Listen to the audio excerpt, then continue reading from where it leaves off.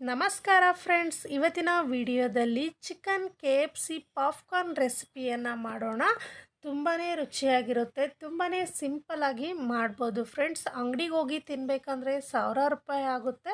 ಮನೆಯಲ್ಲೇ ಕಡಿಮೆ ಖರ್ಚಿನಲ್ಲಿ ಮಾಡ್ಕೋಬೋದು. ಮಕ್ಕಳಿಗಂತೂ ತುಂಬಾ ಫೇವ್ರೇಟ್ ಆಗಿರುತ್ತೆ ಫ್ರೆಂಡ್ಸ್. ಖಂಡಿತ ಒಂದು ಬಾರಿ ಟ್ರೈ ಮಾಡಿ ನೋಡಿ. ಇನ್ನೂ ಯಾರು ನಮ್ಮ ಚಾನಲನ್ನು ಸಬ್ಸ್ಕ್ರೈಬ್ ಆಗಿಲ್ವೋ ಸಬ್ಸ್ಕ್ರೈಬ್ ಆಗಿ, ಪಕ್ಕದಲ್ಲಿರುವಂಥ ಬೆಲ್ ಬಟನನ್ನು ಪ್ರೆಸ್ ಮಾಡಿ. ಈಗ ವಿಡಿಯೋನ ಪೂರ್ತಿಯಾಗಿ ನೋಡಿ ಫ್ರೆಂಡ್ಸ್. ಯಾವ ರೀತಿ ಮಾಡೋದಂತ ನೋಡೋಣ ಬನ್ನಿ. ನೋಡಿ, ನಾನಿಲ್ಲಿ ಚಿಕನನ್ನು ತೊಗೊಂಡಿದ್ದೀನಿ. ಇದನ್ನು ತೊಳೆದ್ಬಿಟ್ಟು ಈ ರೀತಿ ಸಣ್ಣ ಸಣ್ಣ ಪೀಸಾಗಿ ಕಟ್ ಮಾಡಿ ಇಟ್ಕೋಬೇಕು. ಈಗ ಇದಕ್ಕೆ 1 ಟೇಬಲ್ ಸ್ಪೂನಷ್ಟು ಖಾರದ ಪುಡಿ, 1/4 ಟೇಬಲ್ ಸ್ಪೂನಷ್ಟು ಅರಿಶಿಣ ಮತ್ತು ಪೆಪ್ಪರ್ ಪುಡಿಯನ್ನು ಹಾಕಿದ್ದೀನಿ. ರುಚಿಗೆ ತಕ್ಕಷ್ಟು ಉಪ್ಪನ್ನು ಹಾಕಿದ್ದೀನಿ. 1 ಟೇಬಲ್ ಸ್ಪೂನಷ್ಟು ಸೋಯಾ ಸಾಸನ್ನು ಹಾಕಿದ್ದೀನಿ. ಇಷ್ಟನ್ನು ಚೆನ್ನಾಗಿ ಮಿಕ್ಸ್ ಮಾಡ್ಕೋಬೇಕು. ಈಗ 1 ಟೇಬಲ್ ಸ್ಪೂನಷ್ಟು ಮೊಸರನ್ನು ಹಾಕಿಬಿಟ್ಟು ಮಿಕ್ಸ್ ಮಾಡಿ ಇಟ್ಕೊಳ್ಳೋಣ ಫ್ರೆಂಡ್ಸ್. ಮೊಸರು ಬದಲಾಗಿ ನೀವು ಅರ್ಧ ಹೋಳಷ್ಟು ನಿಂಬೆಹಣ್ಣನ್ನು ಕೂಡ ಹಾಕ್ಕೋಬೋದು. ಈಗ ಇದನ್ನು ಪ್ಲೇಟನ್ನು ಮುಚ್ಚಿಬಿಟ್ಟು ಒಂದು ಅರ್ಧ ಗಂಟೆ ಫ್ರಿಜ್ಜಲ್ಲಿ ಇಡೋಣ. ನೋಡಿ ಫ್ರೆಂಡ್ಸ್, ಈಗ ಅರ್ಧ ಗಂಟೆ ಆಗಿದೆ. ಫ್ರಿಜ್ಜಿಂದ ನಾನು ಚಿಕನನ್ನು ತೆಗೆದು ಇಟ್ಕೊಂಡಿದ್ದೀನಿ ಮತ್ತು ಕೋಲ್ಡ್ ನೀರನ್ನು ಇಟ್ಕೊಂಡಿದ್ದೀನಿ, ಮೈದಾ ಹಿಟ್ಟನ್ನು ಇಟ್ಕೊಂಡಿದ್ದೀನಿ. ಈಗ ನಾನು ಚಿಕನನ್ನು ಮೈದಾ ಹಿಟ್ಟಲ್ಲಿ ಹಾಕಿಬಿಟ್ಟು ಈ ರೀತಿ ಚೆನ್ನಾಗಿ ಹಚ್ಕೋಬೇಕು.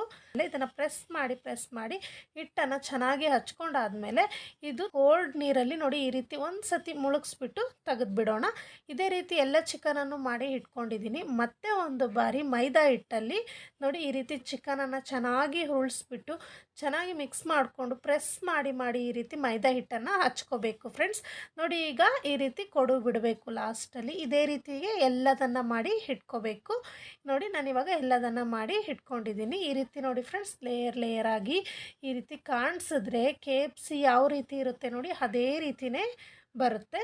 ಈಗ ಗ್ಯಾಸ್ ಮೇಲೆ ಎಣ್ಣೆನೂ ಕೂಡ ಕಾಯೋಕ್ಕೆ ಇಟ್ಟಿದ್ದೆ. ಎಣ್ಣೆ ಕಾದ ನಂತರ ಒಂದೊಂದೇ ಚಿಕನ್ ಪೀಸನ್ನು ಹಾಕೋಣ ಫ್ರೆಂಡ್ಸ್. ಹಾಕ್ಬಿಟ್ಟು ನೋಡಿ ಈ ರೀತಿ ಚೆನ್ನಾಗಿ ತಿರುಗಿಸಿ ಫ್ರೈ ಮಾಡ್ಕೊಳ್ಳಿ. 2 ಸೈಡೂ ಕಲರ್ ಚೇಂಜ್ ಆಗೋವರೆಗೂ ಇದನ್ನು ಫ್ರೈ ಮಾಡ್ಕೋಬೇಕು ಫ್ರೆಂಡ್ಸ್. ನೋಡ್ತಿದ್ರೇ ಗೊತ್ತಾಗುತ್ತೆ KFC ಥರನೇ ಬಂದಿದೆ. ತುಂಬಾ ರುಚಿಯಾಗಿರುತ್ತೆ, ಗರಿಯಾಗಿ ತುಂಬ ಚೆನ್ನಾಗಿರುತ್ತೆ ಫ್ರೆಂಡ್ಸ್. ಮಕ್ಕಳಂತರೂ ತುಂಬಾ ಇಷ್ಟಪಟ್ಟು ತಿಂತಾರೆ. ಇದನ್ನು ನೀವು ಟೊಮೆಟೊ ಸಾಸ್ ಜೊತೆಗೆ ತಿನ್ಬೋದು, ತುಂಬಾ ಚೆನ್ನಾಗಿರುತ್ತೆ. ನೋಡಿದ್ರಲ್ವ, ಈ ವಿಡಿಯೋ ನಿಮಗೆ ಇಷ್ಟ ಆಗಿದೆ ಅಂದ್ಕೊಂಡಿದ್ದೀನಿ. ಮಾಡೋದು ಕೂಡ ತುಂಬಾ ಸುಲಭ. ನಿಮ್ಮ ಮಕ್ಕಳಿಗೂ ಮಾಡಿಕೊಡಿ, ಇಷ್ಟಪಟ್ಟು ತಿಂತಾರೆ. ಈ ವಿಡಿಯೋ ನಿಮ್ಗೆ ಇಷ್ಟ ಆಗಿದ್ದರೆ ಪ್ಲೀಸ್ ಲೈಕ್, ಶೇರ್ ಮಾಡಿ, ಕಾಮೆಂಟ್ ಮಾಡಿ. ನಮ್ಮ ಚಾನಲನ್ನು ಸಬ್ಸ್ಕ್ರೈಬ್ ಆಗಿ, ಪಕ್ಕದಲ್ಲಿರುವಂಥ ಬೆಲ್ ಬಟನನ್ನು ಪ್ರೆಸ್ ಮಾಡಿ ಆಲ್ ಆಪ್ಷನನ್ನು ಒತ್ತಿದ್ರೆ ನಾನು ಮಾಡುವಂಥ ವಿಡಿಯೋ ನೋಟಿಫಿಕೇಷನ್ ಮೊದಲು ನಿಮಗೆ ಬರುತ್ತೆ. ಇನ್ನೊಂದು ಇಂಟ್ರೆಸ್ಟ್ ಆಗಿರುವಂಥ ವಿಡಿಯೋದೊಂದಿಗೆ ಬರುತ್ತೇನೆ. Keep watching. Thank you. Bye bye.